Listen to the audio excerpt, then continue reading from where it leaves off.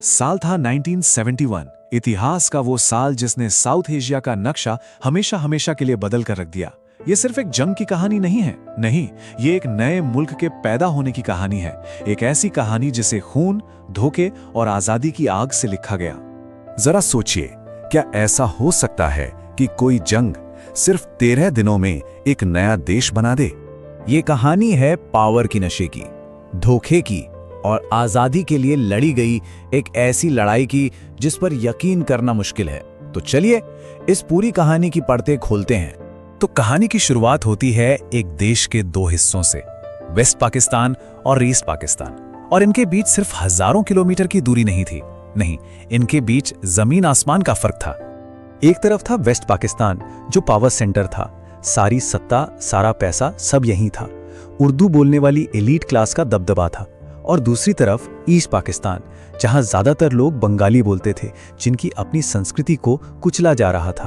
और सबसे बड़ी आयरनी क्या थी, देश की ज्यादातर कमाई वो ईस्ट पाकिस्तान से होती थी, लेकिन सारा पैसा, सारा डेवलपमेंट वेस्ट पाकिस्तान में होता था। ये गुस्सा था जो सालों से अंदर ही अंदर सुलग रहा था। और फिर एक इलेक्शन ने इस सुलगती हुई चिंगारी को शोला बना दिया। 1970 के इलेक्शन में ईस्ट पाकिस्तान में शेख मुजीबुर रहमान की पार्टी अवामी लीग 169 में से 167 सीटें जीत गई, मतलब एक तरफा जीत।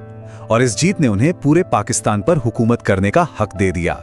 ये आवाज शेख मुजीबुर रहमान की आवाज सिर्फ एक लीडर की नहीं थी, ये उन लाखों बंगालियों की उम्मीद थी जो अपनी पहचान, अपने सम्मान के लिए लड़ रहे थे। लोगों ने तो अपना फैसला सुना दिया था, एकदम साफ।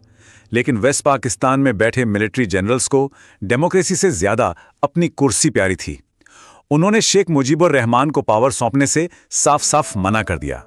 और फिर तारीख आई 25 मार्च 1971 की। शुरू हुआ इतिहास का एक बेहद काला अध्याय, ऑपरेशन सर्चलाइट। पाकिस्तानी सेना ने अपने ही लोगों पर कहर बरपाना शुरू कर दिया। ढाका की सड़कों पर टैंक उतर आए, बुद्धिजीवियों को, स्टूडेंट्स को, पॉलिटिकल विरोधियों को चुन चुन कर मारा गया।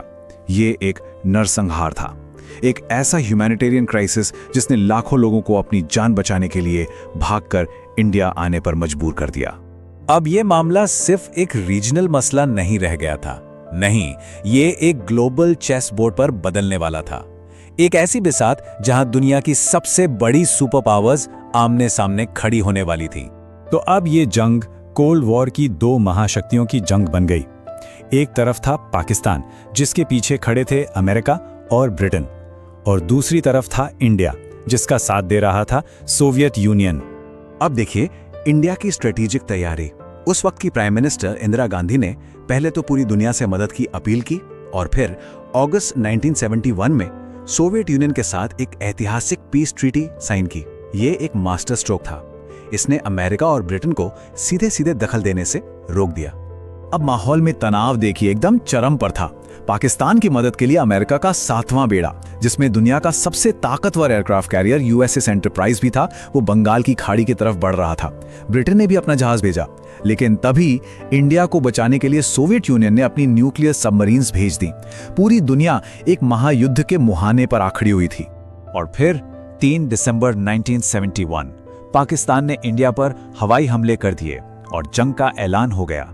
लेकिन इंडिया पूरी तरह से तैयार था और उसका जवाब बहुत तेज और डिसाइसिव होने वाला था। इंडिया ने अपनाई ब्लिट्जक्रीग स्ट्रेटेजी, मतलब बिजली की तेजी से हमला। प्लान के 3 हिस्से थे। पहला, ईस्ट में पाकिस्तान की एयरफोर्स को पूरी तरह से न्यूट्रलाइज कर दो। दूसरा, नेवी से सारे समुद्री रास्ते ब्लॉक कर दो। और तीसरा, जमीन से ढाका की तरफ तेजी से आगे बढ़ो। मकसद एकदम साफ था, इससे पहले कि इंटरनेशनल प्रेशर आए, जंग को जीत लो। तो इंडियन आर्मी ने एक साथ 2 फ्रंट पर लड़ाई लड़ी। वेस्टर्न बॉर्डर पर पाकिस्तान को बस रोके रखा और पूरा का पूरा फोकस ईस्टर्न फ्रंट पर ढाका जीतने की रेस पे लगा दिया। बंगाल की खाड़ी में सुपर पावर्स आमने सामने एक दूसरे को घूर रही थी। दुनिया भर की सांसें अटकी हुई थी। सवाल ये था, क्या दुनिया तीसरे विश्व युद्ध के दरवाजे पर खड़ी थी? ढाका की वो रेस अब खत्म हो चुकी थी। इंडियन आर्मी और मुक्ति वाहिनी के लड़ाकों ने पाकिस्तानी फौज को चारों तरफ से घेर लिया था और अब एक ऐतिहासिक अंजाम सामने आने वाला था। 93,000 93,000 ये कोई छोटा मोटा नंबर नहीं है। इतने पाकिस्तानी सैनिकों ने इंडियन आर्मी और मुक्ति वाहिनी के सामने सरेंडर किया था। ये वर्ल्ड वॉर II के बाद दुनिया का सबसे बड़ा मिलिट्री सरेंडर था। तारीख थी 16 दिसंबर 1971। जंग खत्म हो चुकी थी और दुनिया के नक्शे पर एक नए आजाद मुल्क का जन्म हुआ, बांग्लादेश। तो इन 13 दिनों की जंग ने सिर्फ एक नया देश ही नहीं बनाया, नहीं, इसने साउथ एशिया में पावर बैलेंस को हमेशा के लिए बदल कर रख दिया। इस जंग ने नक्शे को लिटरली और पॉलिटिकली दोनों तरह से बदल दिया। जंग से पहले एक बटा हुआ पाकिस्तान था, जंग के बाद एक नया देश बना बांग्लादेश, और इंडिया इस पूरे रीजन की एक सुपर पावर बनकर उभरा, एक नई हकीकत जो आज तक कायम है।